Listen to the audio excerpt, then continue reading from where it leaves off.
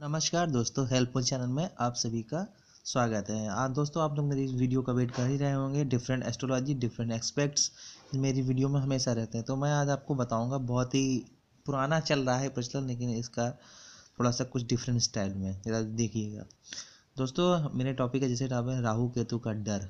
जी हाँ दोस्तों, the fear about Rahu and Ketu planets accept each others.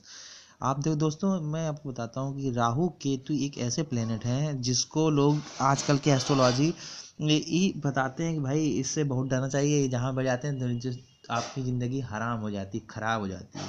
तो दोस्तों, राहु केतु का कोई डर नहीं होना चाहिए, बशर्ते राहु केतु क्या होते हैं। ये एक मैं आपको वैसे बताऊंगा कि राहु केतु का डर इसलिए बैठाया दिया जाता है क्योंकि इसको आप लोग पहले ही से बता दिया कि दुष्ट प्लेनेट हैं और ये सब चीज़ है।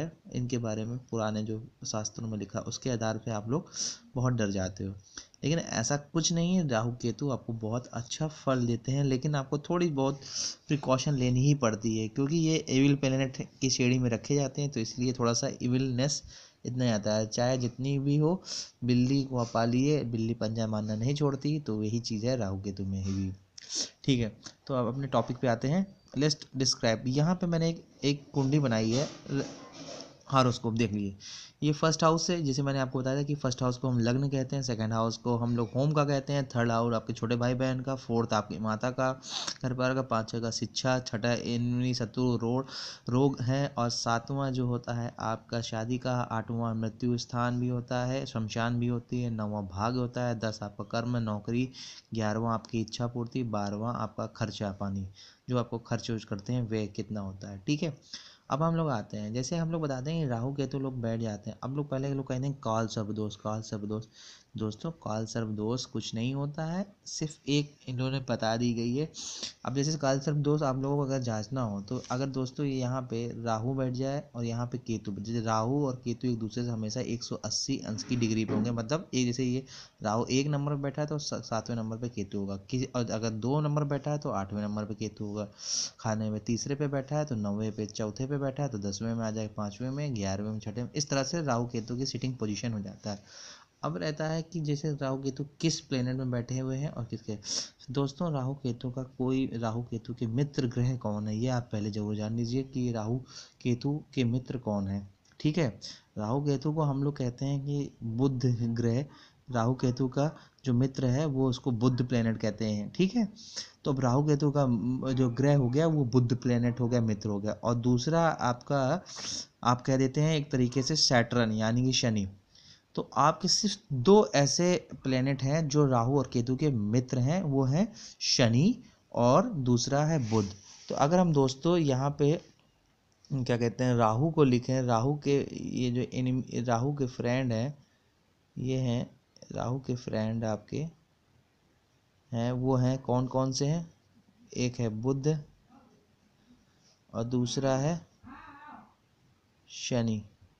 ठीक है, बुध की 2 राशियां होती हैं, एक होती है जेमिनी, दूसरी होती है वर्गो। सैटर्न की भी 2 होती हैं, एक्यूरियस है, कुंभ राशि होती है, और क्या कहते हैं मकर राशि यानी कि कैप्री रहती।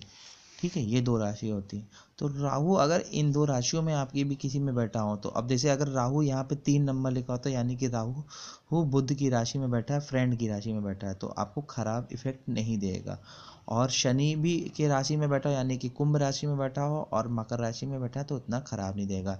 अब आपको बताते हैं राहु केतु को। पहले आप लोग कहते हैं राहु एक छाया प्लेनेट है, इसको ये जब भी कभी आपके ऊपर होगा तो आपको एक तरीके से क्या कहते हैं, आपको कभी कभी डर लगेगा। आप अब जिन की ये अगर राहु आपके ऊपर ज़्यादा भारी हुए तो आपको क्या कहते हैं डर लगेगा, और तुरंत आप सट्टेबाजी में आपको थोड़ा सा, ये राहु को मतलब गलत आदतें होते हैं। अगर ये सेकंड हाउस में वैसे राहु बैठा है तो यानी कि सेकंड हाउस मुंह का भी होता है, इसको मुंह का ग्रह भी कहते हैं, माउथ।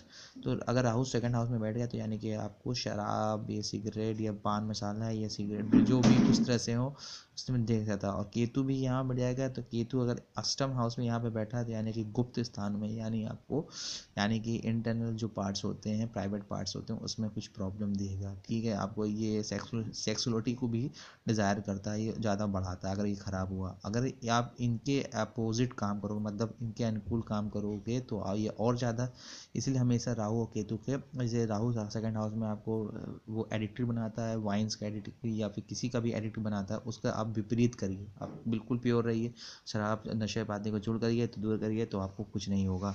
राहु केतु अब और आपको कुछ भी नहीं। और राहु इंटेलिजेंसी में जाता है, आपको अगर अच्छा हुआ तो आपको बहुत ज़्यादा दिमाग देगा, मेमोरी, और वो टेक्निक देगा जो हर किसी को नहीं देता, जो साइंटिस्ट आपका बहुत लॉजिकल वे में आप सोचोगे। और जैसे, और मैंने जैसे बताया सेकंड हाउस और एट हाउस में बता दिया। अब में से अगर राहु अगर फर्स्ट हाउस में बैठा हो और सेकंड हाउस सेवन्थ हाउस में केतु बैठा हो, तो राहु अगर फर्स्ट हाउस में बैठा हो, ये फर्स्ट हाउस में आता है मेष राशि, और इसका मालिक होता है मंगल भी होता है, सूर्य होता है। वैसे मेष राशि का मालिक सूर्य होता है, तो सूर्य को इसका ज़्यादा अधिपति दिया है। तो यहाँ पर राहु अगर फर्स्ट हाउस में बैठ जाएगा, यानी कि ये लग्न भाव होता है, दिमाग शरीर होता है, तो व्यक्ति की पर्सनैलिटी को थोड़ा डिम हो जाएगी, वो उसका शायद इस कॉम्प्लेक्शन कलर जो भी ब्लैक हो जाएगा, थोड़ा सा सांवला हो जाएगा, इसमें कोई फ़र्क नहीं पड़ता। और क्या कहते हैं वो, उसमें थोड़ा सा, और राहु मीन्स आपको क्या कहता है, राहु एक हवा होती है, गुब्बारा होता है, तो अगर जो ये राहु फर्स्ट हाउस में बैठेगा तो आदमी को थोड़ा सा मोटा बना देगा। और केतु सेवन्थ हाउस में बैठता है, तो यानी कि उसके पार्टनर्स में उसमें थोड़ा सा डिस्टर्बेंस कर देगा। तो क्योंकि यहाँ सेवन्थ हाउस में यहाँ पे वीनस का मालिक आता है, तो और वो उसको डिस्टर्ब करता है, शुक्र और केतु दुश्मन है, तो आपको कहीं ना कहीं आपके अपने पार्टनर से आपको थोड़ा सा डिसआर्गूमेंट कराएगा, तो वो सब चीज़ वो गलत है।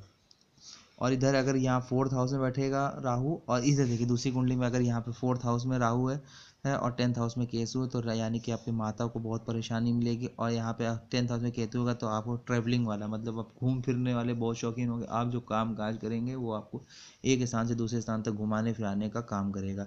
तो इस तरीके, अगर यहाँ फिफ्थ हाउस में राहु बैठे और 11th हाउस में केतु, यानी कि फिफ्थ हाउस शिक्षा का होता है और आपकी पढ़ाई लिखाई का होता है, तो उसमें आपकी एजुकेशन बहुत प्रॉब्लम देगा राहु का। इवन आपकी अगर शादीशुदा हैं तो आपके बच्चे में होने में भी प्रॉब्लम देगा, उसमें कहीं ना कहीं प्रॉब्लम देगा। और 11th हाउस में यहाँ पे केतु बैठा है, तो इसका मतलब केतु आपको कहीं ना कहीं आपको क्या कहते हैं, मतलब एक आपको गलत सोर्स से पैसा इनकम करने का तरीका देगा, मतलब से है ब्लैक मनी टाइप का, तो उस तरह से आपका काम हो जाएगा। और सिक्स हाउस में अगर राहु बैठेगा, तो यहाँ पे आप बहुत स्ट्रांग हो जाता है सिक्स हाउस, क्योंकि ये यहाँ पे इसके राहु की फ्रेंड की राशि आ जाती है। और यहाँ 12th केतु में चला जाता है, यानी कि आप में कुछ पर्सनैलिटी आ जाएगी स्पिरिचुअल टाइप की, आप बहुत धार्मिक टाइप के हो जाओगे।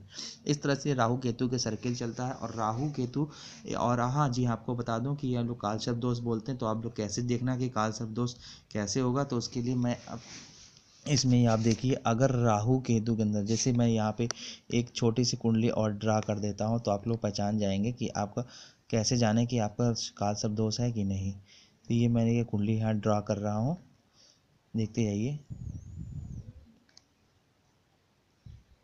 ठीक है, जैसे यहाँ पे राहु बैठ गया है और केतु बैठ गया है, और बाकी यहाँ सूर्य, मंगल, बुध, शुक्र, शनि, चंद्र, ऐसे सारे ग्रह आ गए। ऐसे राहु केतु की इधर इस सारे, एक भी ग्रह अगर इधर आ गया तो भी आपका वो हट जाएगा, मतलब काल सर्प दोष, काल सर्प दोष।